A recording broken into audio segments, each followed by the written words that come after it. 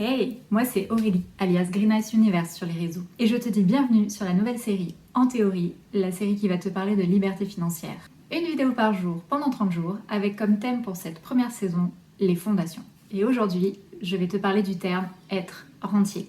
J'espère que tu es prêt, c'est parti.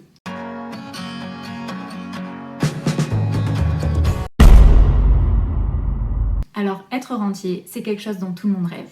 Moi-même, je rêve d'être rentière depuis l'âge de mes 15 ans. Alors certes, j'ai un peu perdu cet objectif de vue, mais t'inquiète pas, cette année, il est de retour, il est en haut de la liste des priorités.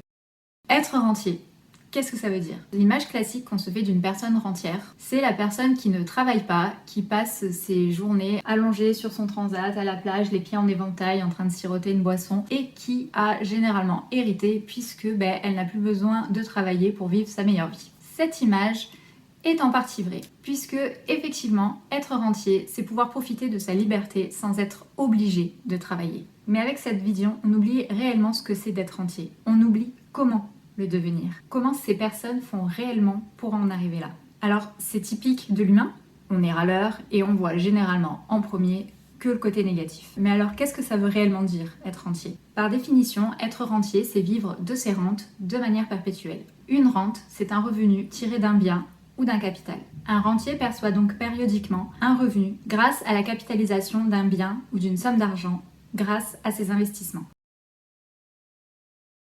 Ces rentes peuvent venir de différentes sources. Un contrat d'assurance vie, la bourse, les revenus mobiliers, les droits d'auteur, et j'en passe. Le fait de générer des revenus, des rentes de ces investissements de manière perpétuelle, et cela suffisamment pour pouvoir en vivre, est ce qu'on appelle être rentier. Toutefois, une telle indépendance financière implique un investissement conséquent et une anticipation plus ou moins longue. En effet, les rentes viennent de tes investissements et il va falloir en investir du temps, de l'argent, du travail pour pouvoir un jour avoir le choix de ne plus avoir à travailler pour vivre. Mais alors, combien faut-il percevoir de rente pour pouvoir être libre financièrement? Tout d'abord, je tiens à te faire la différence entre être rentier et être riche. Parce que les gens pensent souvent que d'être riche, de manière pécuniaire je parle, c'est la même chose que d'être rentier. Non. Ce sont effectivement toutes les deux des notions relatives, sauf que l'une se définit par rapport à l'ensemble de la population française, la richesse, alors que l'autre se définit par rapport aux besoins individuels de chacun.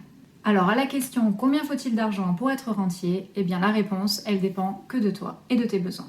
Une personne peut être rentière avec un SMIC, alors qu'une autre aura besoin de 4 fois cette somme pour l'être. En effet, une personne seule n'a pas les mêmes besoins qu'une personne qui a une famille à charge. Une personne qui vit dans le trou du cul du monde n'a pas les mêmes besoins qu'une personne qui vit à Paris. C'est à toi de définir tes propres besoins pour savoir à partir de quel montant tu peux être rentier. Mais attention, gagner de l'argent nécessite de payer des charges, alors n'oublie pas ça dans ton calcul. Mais bien évidemment, tout ça, c'est en théorie.